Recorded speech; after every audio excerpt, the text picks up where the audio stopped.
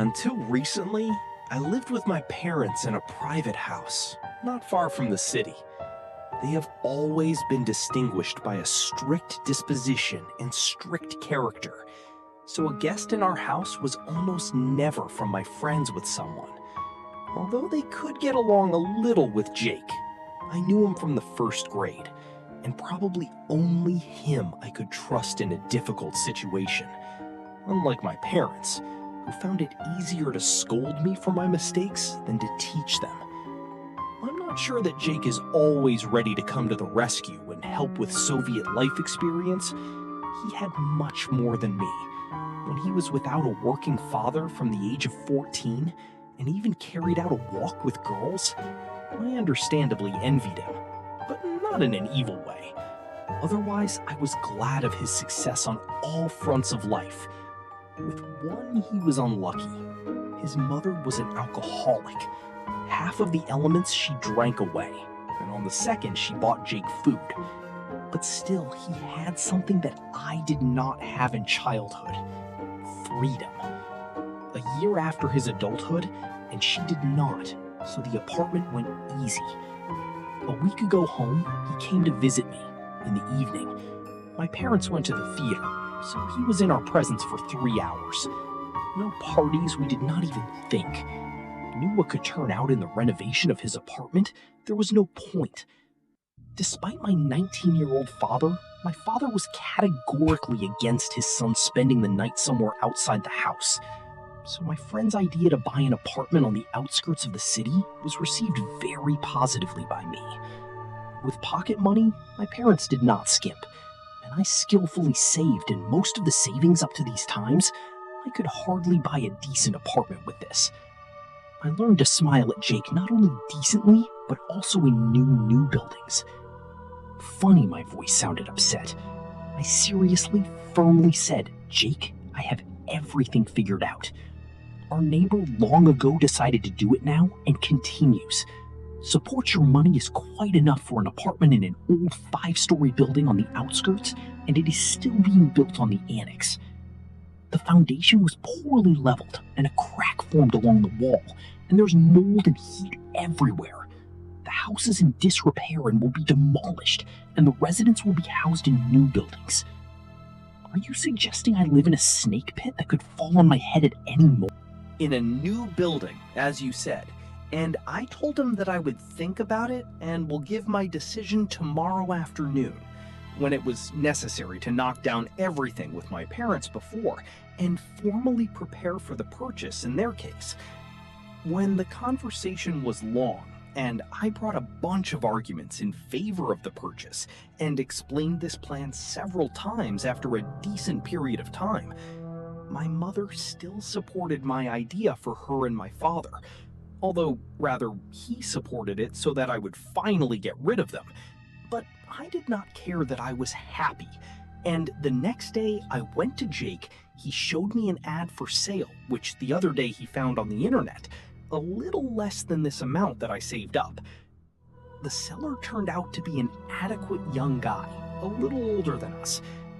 Jake's apartment was left to him from his grandmother's, whom he did not know, so there were no warm feelings towards the housing, and he put it up for sale after a day of staying in the apartment.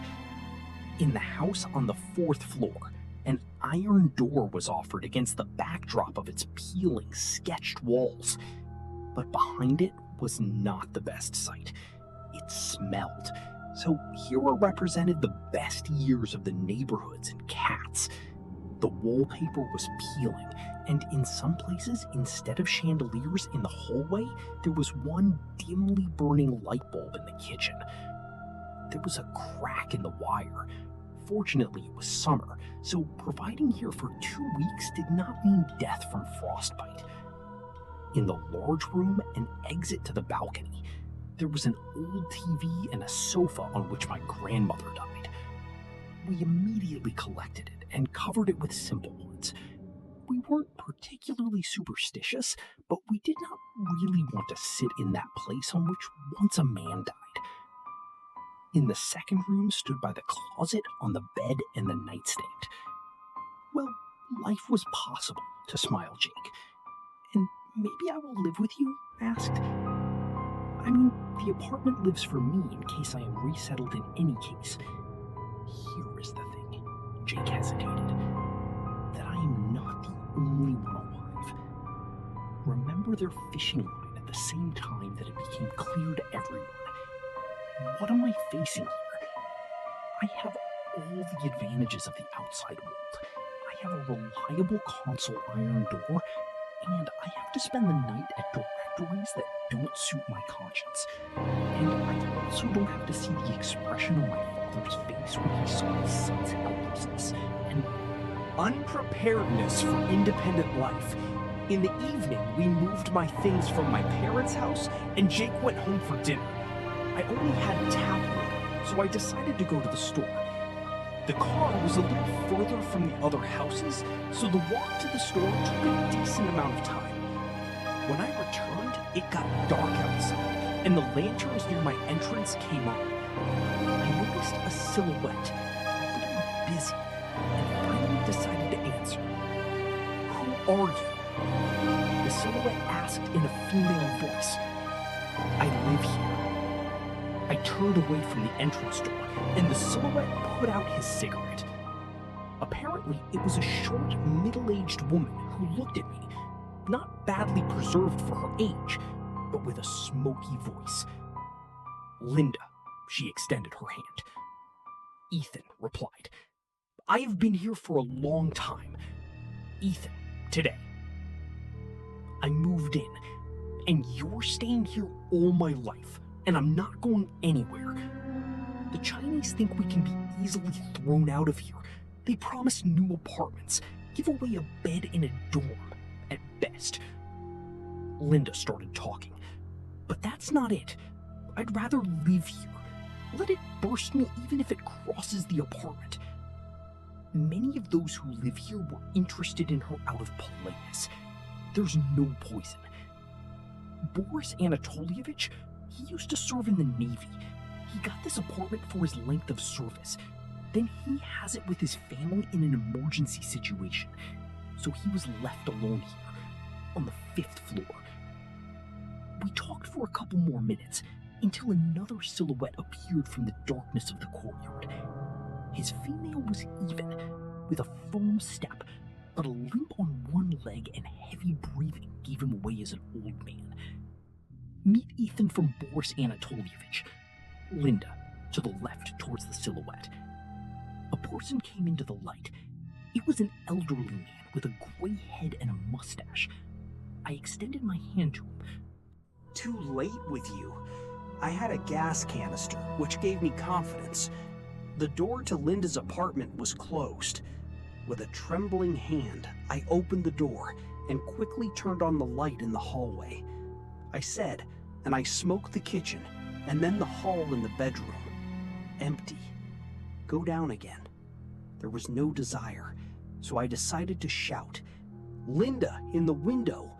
She joyfully raised her head and went into the entrance, offered to drink tea and sit in it, but I politely agreed and wandered to my room.